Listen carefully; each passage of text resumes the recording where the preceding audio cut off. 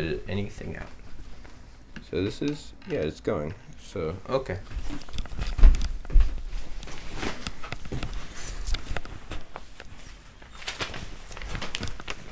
What were some of your earliest experiences with Don't you want to say what the date is? Oh, what's the date? Okay. What is the date? I don't know this stuff. Oh, well, let's see. Birthday -1. 26? Correct. Okay. Of January? January 2020. So, yeah, okay. That's what people do, right? January 2020, January 26, 2020, talking to my father, who I love.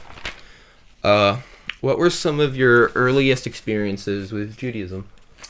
Ooh, I thought you wanted to know my first memory. I was going to write that down, but that seems like, I mean, I can do that some other time. I can ask that later.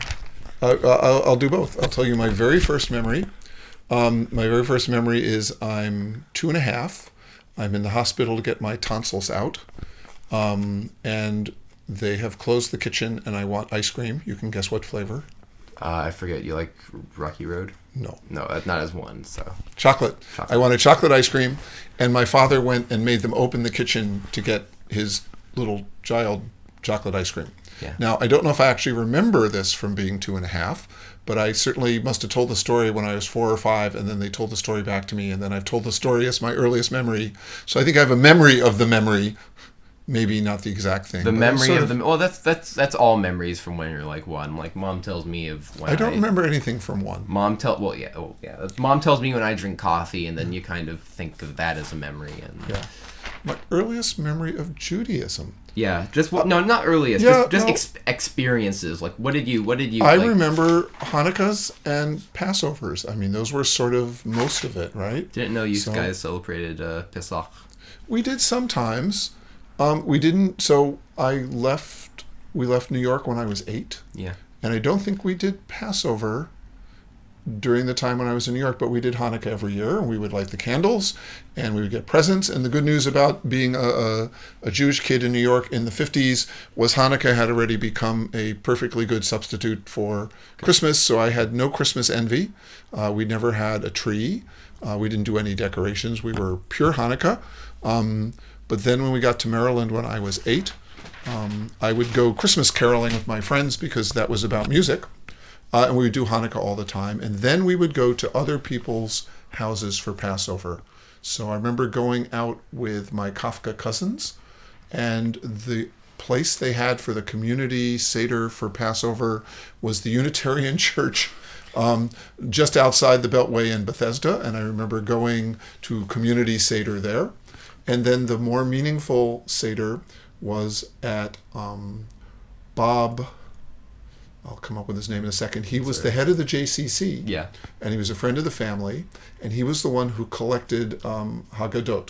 So everyone got a different Haggadah. Yeah. And we sat around his house, his table. And you got to read a portion from, he had marked it all out. And some of them were older, some were newer. We learned about the one that was in the newspaper in London from the 1800s. There was a copy of the Haggadah, and this was done partly so that people were not worried that the Jews were doing some horrible blood libel. And we had a copy of that. Yeah. And I remember at one of them, so we would do that several years in a row. We would go to Bob's house. And so it was nice having older generation and having real Passover. And at one point, I don't know why I remember this, it was time to open the door so the Savior could come. So, why am I forgetting his name? You open the door so that the Savior can come, the prophet can come in, and instead their cat came in. You're thinking Moses? No. I don't remember. No, there's a particular part in the... Oh, no, I know what you're talking about. I don't celebrate Pesach enough. Where you have an extra setting and you have an extra glass of wine so that the prophet can come. Elijah the prophet. Instead of Elijah the prophet coming in, the cat had been waiting patiently to come in for the Seder. So I think those were... It was Hanukkah at home with parents. Yeah. And it was Passover never at our house, but either at a community group or at Bob's house. And I don't remember Passover in New York when I was less than 8. I remember all of these between 8 and 17 in Kensington, in Maryland, and going to see the cousins. Have any good matzah with horseradish? I didn't like the horseradish that much. I always ate the matzah. I always thought the matzah was good. The horseradish story is that many years earlier, my father had been at a Seder, and he thought, horseradish, yeah, I can handle this stuff. And he ate the raw horseradish and regretted it enormously very soon thereafter because he thought, oh, how hot can it be? So, and I know that you like the really hot horseradish, so that skipped a generation, I think, that I would do the Hillel sandwich, which was the matzah and the maror, and just a little horseradish, but you mixed enough maror in it, you were fine. So I was not a big horseradish fan. Okay. This is great. I love this. Okay. Okay. How would you describe the conceptions you had of your father when you were young? And I'm not thinking teenager when you're already able to comprehend things, but like younger, 9, 10, whatever. Okay. I actually thought of my mother as the more nurturing one, and my father as a little more the slightly sterner, or the one I had to be a little worried whether I'd done something wrong. And then I think after my mom died when I was 10 and B came when I was 13, my father either softened or we got a lot closer. Yeah. And then, of course, I got to keep him till I was 43, and we were extremely close. And it was hard to sort of put the cuddly, lovely European accent person that your mom even got to meet. Yeah. With the earlier, more disciplinarian, but I think he was rather clear about getting things done. He was not unfair. I didn't feel bad, but I thought he was the one I was a little bit scared of. And I remember losing a mitten probably every winter, and being told I had to go back to the school office and ask them. And I remember feeling sort of embarrassed to have to go do something like that. But that was one of those things where they, of course, were right, but it was tough as a kid. Just like I wasn't sure I wanted to make the phone call when you had to call somebody up and ask for something. I was a little bit hesitant or embarrassed or shy to do some of those things. So, and I think I got punished occasionally, but nothing terrible. Punished meant go watching TV for a while or some other thing. But one other early memory. So around the time of being 10, I wasn't doing all that well in math in school. And so we started working separate math problems at home. You can resonate with this. And we went to my father's den, and he, in order to make it fun, called it Project Daddy. And he had math sheets, and we worked through math problems together, and we did it, I think, on Saturdays. So I remember also getting some learning and some coaching, and I'm sure it wasn't very hard math. So I was probably about 5th grade, something like that. And luckily I got good at math after that. So you are. This is you did it. This is great because I just now realize that all these questions are me projecting because these are all things I want to be asked in 50 years. Ooh. So I just realized that. Remember that. Remember that. Hint, hint. Hint, hint. She's not even. Oh, we're talking to the camera. Okay. I'm talking to who's ever watching who's this ever in 50 watching years. This in, wait, let's count. 2020, 2070. Oh my God. It's gonna. The fact that when you're my age. Yeah. It's gonna 2070. The fact that between my grandfather, who was born 1904, and I'm probably gonna live into 1908. Yeah, 1908, 4 years off. The fact that between your grandfather, who was born 1908, and I'm probably gonna die 2070. That's this is most medieval peasants would not have 3 generations that would span that long. That's amazing. Yeah, I also like that I probably give a lot of the same answers that you're giving. That I too would probably, because when I was 5 and 6, I thought of you as a bit scary, but I pretty quickly got over that when I just I think when the beating stopped, the beating stopped. Oh my gosh, you're making me laugh. Okay. It's also just I think a societal thing where dads do this, moms do that, whatever. Wait, what's the next question? Yeah, what were some childhood interests you had? Not hobbies, I'll ask about that later, but interests like paleontology or I had my 1 year of dinosaurs. I could say paleontologist in 2nd or 3rd grade, and that seemed very cool. I don't think I got as deeply into it as you did. Remember it was the day of the Brontosaurus, right? It wasn't quite as informed 50 years ago. Yeah. And so you got just sort of into all the regular dinosaurs, and you knew Triceratops was your favorite, and you didn't know about the Carboniferous, and you didn't really know much about early mammals other than they were small and furry, except of course they're not. Yeah. So yeah, I had a dinosaur period. I had a longing for pets that I didn't get. So there's the whole pet story. Um, Between my father and my mother, they weren't really into. One was sort of not so into cats, and one was not so into dogs. And so between both of them, I got neither. And so that was the famous story that Aunt Barbara sent me as a birthday present, the Pet of the Month Club. Yeah. And in the mail would come a little styrofoam case with 2 turtles. And you'd have a little terrarium thing that wasn't a big terrarium. It wasn't very good. It was a plastic casing that you hung and put water in, and it had enough room for some of the animals. I don't know how there was enough space. And then at some point, most of the animals passed, but the African web-toed frogs somehow outsurvived everybody. So they got their own little Pyrex cooking dish with water and a stone, and they did rather well for quite a while. And then we did get fish, tropical fish. But it was sort of, not the cat or dog one would have wanted. And I remember the neighbor coming over who was much younger and wanted to know if they could take the fish out and play with it. And I thought, well, that was just totally that pointing out the downside of fish not being a dog or a cat. Yeah. So there was an interest in animals, but I didn't get to have it the way that you do. I don't know what else was interesting. I started playing recorder when I was 6, so music was something. I didn't practice much, but then I got into playing music in junior high and high school. I think I always liked music. We had an old high-fidelity stereo record player. I think we got it for my mother right about when we moved. So I would have been 8. It would have been 1964. We got a real stereo, and I think the very first album we bought was the soundtrack to West Side Story.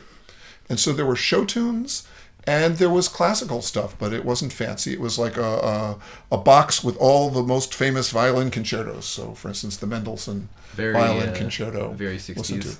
Very 60s. The occasional comedy album. I think that's where my first listening to Hello Mudda, Hello Fada. Hello Mudda, Hello Mudda. No, not that one. Oh, I don't know. Oh, Hello Fada. I don't. Alan Sherman. Yes. And then some Tom Lehrer was there. And I had a folk song period when it was all the Brothers Four and the Kingston Trio. So that was all sort of a little more, main culture folk song. It wasn't Pete Seeger or Lead Belly or the real hardcore stuff. It was the easier to buy in the record store stuff. Yeah. So there was music. I don't know. I wasn't very athletic because I was a year younger and a bit smaller, but we would go outside and pretend to shoot each other with our fingers because I wasn't allowed to have a cap gun. Or there was a basketball court put in when I was 12 or 13, and then we would just go out and do a rather bad job shooting the basketball. And then there was a year of soccer when I went off to summer camp, and our counselor was a semi-pro soccer player, and we spent the whole summer playing soccer. And when I came back to 7th grade, so I must have been 11 still, suddenly I was a soccer expert, and I was good at gym. And then as soon as we went on to another sport, I wasn't any good anymore. So little bits of sports. And then I was always pretty good at swimming, so they threw me in the pool rather early. And at a little older, as soon as you turn 15, you could actually take junior life saving. So at the JCC in Maryland, I was in as young as you could go, learning how to put your arm around people and pull them along and how not to get pushed down by the drowning person and having to swim some. So there's some amount of swimming, but not competitive swimming. Instead, either rescuing people or just going to the pool. Swimming. Yeah, practical swimming. There we go. Can I hold your hand? There was also seashells. So we would go to visit Grandpa Julius in Florida.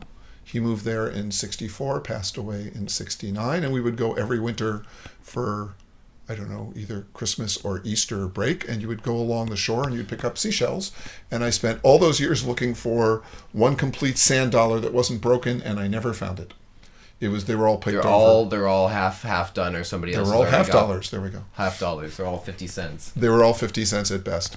And one of my best memories, sorry, as long as we're doing that, about going to Florida, I like this, was my grandfather lived in a nice house with he remarried Anne, who was lovely. After my grandmother passed away in 1961, they got married in 64 at that building I keep pointing out to you on the way to Barbara's house. and then they moved to Florida. And we would go fishing together. And I don't know that I would have gone fishing unless your grandpa takes you fishing, then of course you go. And I think in the earliest years, he would bait the hook and I would just have to throw it in. But you'd have to catch the fish yourself. And we would walk across the street, and there was one empty lot where there was no house directly across the street on St. Armand's Key. And you would put your line directly into New Pass. That's the connection between Sarasota Bay and the Atlantic Ocean. Yeah. And as the tide would change, all the fish would come in and all the fish would go out, and you would just drop your line in and catch whatever you could. And it's usually pretty good fishing. And one time, either there or on a boat, I caught a redfish. And as you could tell in this community, it was all grandparents and grandkids. It ended up in the local newspaper because, of course, he mailed it in saying that, very young but still clearly talented fisherman. So somewhere in some box, there's a clipping of the fact that I caught a, 6-pound redfish at age 10 or 11 or something like that. So it wasn't anything I would have instigated, and I think I was as interested as just being with my grandpa and doing what he was doing as I was in fishing itself. I got like 3 more questions. Okay. You were on Barbara a second ago when we were talking about how we always go to her. What kind of stuff did you do with Aunt Barbara when you were younger? Not so much. I think we went out to visit them. So when we were in New York until age 8, they were already in Stamford, one house before the house not any further back than that.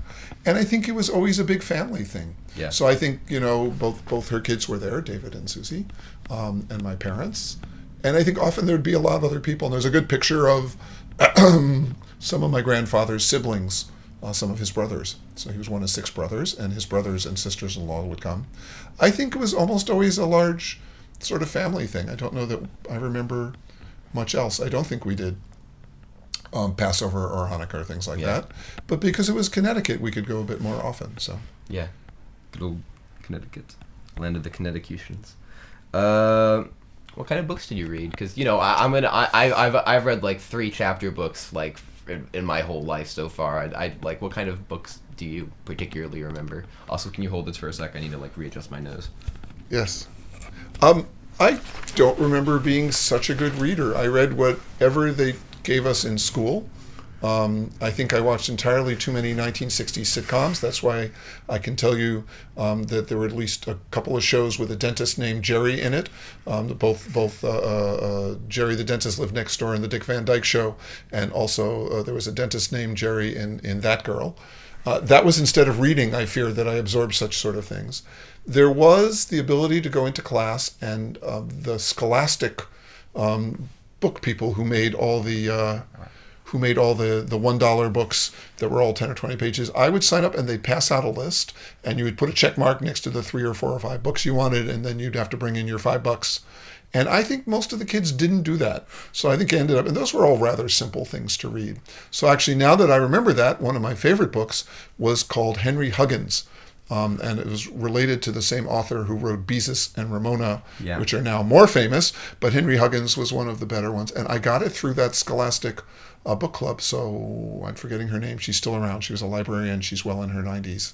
We'll come up with the name later. Yeah. Who wrote Beezus and Ramona and Henry Huggins. And then the other one that I really liked, now that I remember, it came through the book club too, was called Encyclopedia Brown. And every book had 3 mysteries in it. And he would be told some set of things, and he would realize that there was something missing or there was something wrong. So I remember 2 of them already off the top of my head. One was somebody had said that they had just gotten back from being somewhere, from driving all over the place. And yet while they're talking to him, he puts his kid in his bare feet on the front of the car. And it couldn't be, if the car was hot, that you could put a kid on the car. So he must have been lying about having been driving all over the place. And the other one you'll appreciate was a sword that said First Battle of Bull Run. And there were 2 problems, because if the second battle hadn't occurred, no one would have called it the first battle. And it wasn't that bad. It was also whether the North or South called it Bull Run or Antietam, and they had gotten it backwards. I guess it was a Southern sword, and they would never have called it by the name of the Northern one. So Beverly Cleary was the one who wrote Henry Huggins. So I do remember that, and I guess it was all stuff that you bought through school that intrigued you, and then a couple of them stuck with you. So how's that? And I think we read whatever the standards were. We read Charlotte's Web and some of those things. But I don't think I got into very heavy, sophisticated stuff. And whatever they gave you to read in high school, that's what I read. We had to read Crime and Punishment, and it seemed like it just went on and on and on in 12th grade English. So. Yeah, I remember Encyclopedia Brown. I've read a lot of that actually back in the 4th grade, and I only ever solved one. I don't think I saw. They were very clever, and all the information was there, even in a 20-page, mystery. And you thought, oh, so no, I very much like that sort of mystery solving. It wasn't like, oh, we pulled a fast one on you and you couldn't have solved it. Yeah, so. It was always something about, oh, how could you have been there if you weren't doing this? It's a time space knowledge thing. Wait, what else do I have to say? Oh yeah, just 2 more. What kind of stuff did you do in school in your free time? We all went out on the playground and we all played kickball, and I wasn't very good at it. Again, being the youngest of all the kids, being a January kid from the year after. All the kids were born in 55, and I was January 56. And but you were forced to go out and play, and so that's what you had to do. And so that was hard being a bit smaller. And then I grew late, right? So I was more than a year younger in some sense in terms of maturing. So it really wasn't until high school when I was big enough or able to play some soccer or things like that. I went over to my friend's house a lot. Yeah. So the good news was, the bad news was they lived on the other side of the high school. But I would go visit 2 different friends, both named John. And you would go over after school. No, John Glore and John Miller. That's okay. And you may get to meet them. They actually have very interesting careers, and I know where they are now. And you go over to their house, and you would do something creative. So I remember, so John Miller is an architect now, and he still lives in the D.C. area. And John Glore is in charge of a theater in Orange County. He chooses the plays and does the programs. He's the director now of a theater in Orange County. What a job. Absolutely. And he went off and got a master's to learn how to be a dramaturg. I always thought that was a very strange name, but that's the person who researches the plays so that you know all the historical background and other things that you need to do, and writes the program notes and helps with all that. But then he moved on. So we would make our own plays. We would make fun of, there was always ads would come in the mail where this is terrible, Carolyn Davis would try and sell you on subscribing to some magazine. I forgot what it was. So we made up our own person whose name were Carol and Mavis, and we made our own parody of what they actually were doing. So I think we were into parodies in general, and we listened to the Firesign Theater and other sorts of comedy albums. So I think that was sort of the thing one did after school. Since we weren't out playing football or something like that, we would go maybe play frisbee. One time in John's backyard, we made our own miniature golf course by taking the benches and making them the side things and just rolling a ball down the hill and making it have to turn corners. So it was actually rather creative. Some of it parody-based, some of it just making things up. And usually at somebody's house. So I think that was the most common thing. But that was more of a high school, after high school sort of thing. But actually, the junior high school was a little bit away. So the elementary school, the junior high, and the senior high were all next to each other with all of the fields adjoining. And my friends lived on the far side of all of that, but the junior high was closest. So I guess I would go over to their house and in junior high and play. Last one. What stuff did you and your family do together? Well, we certainly went on a few trips. I don't know what we did so much other than that. Where are these trips going to? One of the most exotic trips was when I was in 11th grade. We went to St. Croix, which is one of the Virgin Islands. Yeah. And it was a big deal because it was during school that we got to go. And I don't know why they chose that. And I had to do makeups for things. And I remember my 11th grade chemistry teacher, Mr. McElroy, would not let me take the exam ahead of time lest I tell somebody else, and said I was going to have to take a 0 on the term. And so the good news was I'd gotten A's on everything else. So I think I still was able to get an A, but he was not going to let me get away with not being there that one particular week. Remember that. Obviously, if I remember his name 50 years later, so, or at least, close to 50 years. So I remember going on that exotic trip. We went to New York because by the time I was 8, again, we're in Washington. Yeah. And we would go see, my Aunt Barbara, among other people, and other friends in New York. One of the more exotic trips was we went to Florida by train. By train? it's overnight. You get a sleeper car. You get on the train in Washington, D.C., and sometime after one night, you end up in Florida on the train. I don't remember if my grandfather was still there or whether we went later. I remember taking photos as we're on the train. It was very interesting. I decided to take my camera, and I held the lens fixed, and I rotated the camera as we were at night going through town with all the lights. And so you get a bunch of streaks, but the streaks start horizontally, and as you rotate the back of the camera, the lights get more out of focus, and they're no longer horizontal. And so there's a picture with a bunch of thin streaks that are horizontal and then fatter ones, and the angle then correlates with how thick the streak of light is. And the enlargement of that actually was in the living room in Maryland for, I don't know, 10 or 20 years. So somewhere there's a faded photograph that I took on my trip going all the way down. We didn't go to Disneyland. We didn't go to the West Coast. Yep. Makes sense. Didn't really go to Europe until I went to the Czech Republic, but by then it was already many years later, and I was out of school. Yeah. So those were some of the trips I remember. I think we would go to the beach. So you would drive a few hours to the shore, and you would go to Ocean City in Maryland, and there was kind of a boardwalk, and we would rent either somebody's apartment or just stay in a hotel for a few days. And it got stinking hot and humid in Washington, D.C. in the summer, so you would escape to the shore where at least there was a breeze, and you'd go to the movies, and you'd eat out, and you'd have French fries. And the boardwalk was only, I don't know, 20 blocks long, and we were usually right at the end where the boardwalk ended, and it got to be really just sort of seashore. Yeah. So I remember doing nature things with them. Very good value. Yeah. Okay. But we didn't go camping. I think my father had enough sleeping in a tent in Italy for a few years, and his feeling was, you have to get into nature, and then could I please have a bed and a shower that night? So I sort of inherited that level of wanting to be outside, but not necessarily wanting to sleep in it. Yeah. I did do Boy Scouts for a couple of years. Really? And so you did get to do a little bit of camping. I think you've told me I was this. a Cub Scout. Yeah. And we had to make little cars that would race and other sorts of projects. And then I did a year or two of Boy Scouts, and it just didn't seem to fit what I wanted to do. It wasn't my people. Yeah. We did go camping a bit, so I did get outside. But I remember the kids showing off what knives they had, and I thought, this isn't really what I'm into. This isn't your place. So. And then I did take Hebrew lessons for a year or two, but then we ended up not doing a bar mitzvah. Yeah. But we had somebody come to the house, and I did private lessons to learn Hebrew for a year or two. And then we did go to the JCC, and mostly we went swimming.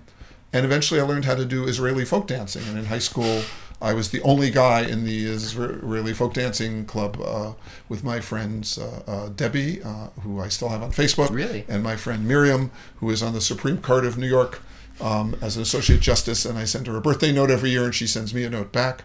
And several other people. I don't remember who else was in the dancing. Also 40 some years ago. All from some dancing. And we would both dance. No, they were my friends in class too. Okay. But it was after school in the high school, or you could go to the JCC, where of course it was people of all ages. Actually, Debbie's mother taught at the JCC, taught Israeli folk dancing. So that's how we really learned how it ought to go. Yeah. So there was some connection going back to your earlier question, what other Jewish things, and it all wraps around. It does, and so going to JCC was a piece of it. I think we gotta go. I think we gotta go. This was good though. This was okay. Good. I'm gonna just. Oh wait, hug. No. Oh, love you, Dad. I love you too, folks. The sound? Okay.